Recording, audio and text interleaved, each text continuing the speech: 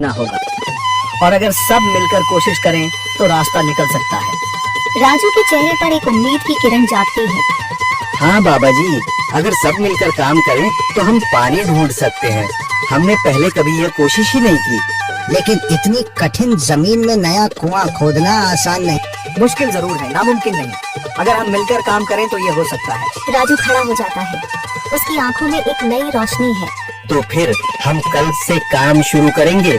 मैं गांव के सभी युवाओं को इकट्ठा करूंगा, हम मिलकर नया कुआं खोदेंगे। यही कहते हुए वह शामू के साथ गांव के दूसरे युवाओं को बुलाने के लिए निकल पड़ता है।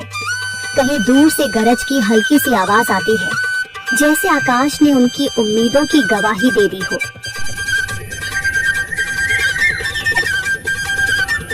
अगली सुबह राजू और शामू गांव के युवाओं को इकट्ठा करने निकल पड़े। चौधरी महेश की हवेली के सामने एक भीड़ जमा है। बाबा जी, संदरी, गांव के कुछ बुजुर्ग और किसान सभी मौजूद हैं। हम हाथ पर हाथ रखकर नहीं बैठ सकते। अगर अल्लाह ने हमें हिम्मत दी है तो हमें खुद पानी के लिए मेहनत करनी होगी। हम एक नया कुआं खोदेंगे। लेकिन राजू, क्या हमें यकीन है कि वहाँ पानी मिलेगा? बेटा, पानी जमीन के अंदर होता है, बस सही जगह खोदने की जरूरत है।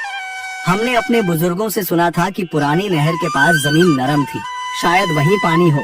बाबा जी सही कह रहे हैं। अगर तुम सब यह काम करने के लिए तैयार हो तो मैं अपने कुछ मजदूर भेज सकता हूँ। धन्यवाद चौधरी जी, लेकिन हम सब खुद भी मेहनत करेंगे। यह हमारे गांव के अस्तित्व की लड़ाई है।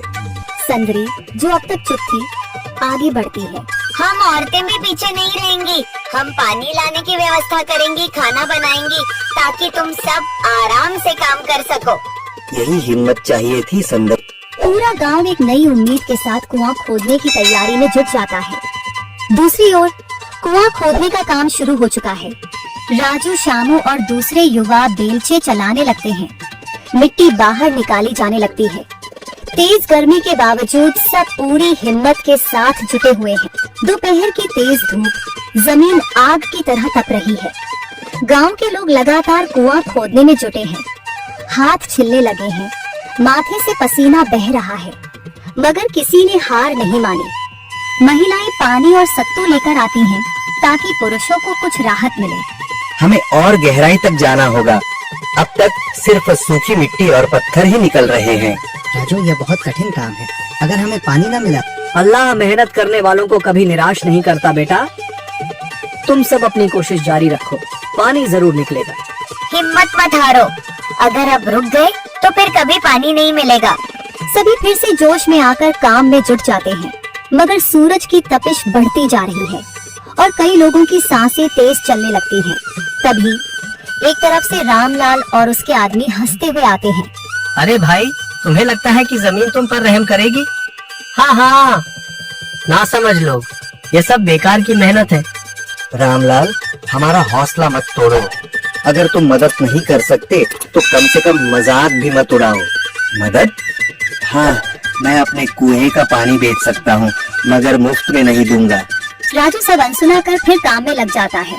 शाम होने लगती है, लेकिन अभी तक पानी का नामो निशान नहीं। कुछ लोग मायूस होकर पीछे हटने लगते हैं। राजू, शायद रामलाल सही कह रहा है, यह सब बेकार है। नहीं शामू, हमें हार नहीं माननी। अगर आज हार गए तो फिर कभी हिम्मत नहीं कर पाएंगे। तभी अचानक फावड़ा किसी कठोर चीज से टकराता है। एक अजीब सी आवाज आती है। राजू चौंक कर देखता है और जल्दी जल्दी मिट्टी हटाने लगता है। अचानक एक ठंडी लहर महसूस होती है। सभी लोग दौड़ कर आते हैं। जैसे जैसे मिट्टी हटती है, नीचे से गीली जमीन नजर आने लगती है। सब हैरान रह जाते हैं। सुभान अल्लाह, मैंने कहा था ना, अल्लाह हमारी मेहनत को जाया नहीं करेगा। राजू और बाकी सभी जोर लगाते हैं। कुछ ही पलों बाद अचानक मिट्टी के नीचे से पानी की एक छोटी सी धारा फूट पड़ती है। गांव वाले खुशी से चिल्ला उठते हैं। पानी पानी निकल आया। यह अल्लाह की कुदरत है रामलाल, जिस पर तुम्हें यकीन नहीं था। पूरा गांव आनंद से झूम उठता है। लोग एक दूसरे को बधाइयां देते हैं। औरतें दुआ करने लगती हैं। कुछ दिन बीत चुके हैं। गांव वाले नए कुएं से पानी भर रहे हैं, खेतों को सींच रहे हैं और जिंदगी फिर से पटरी पर लौट रही है। मगर रामलाल अब भी अपनी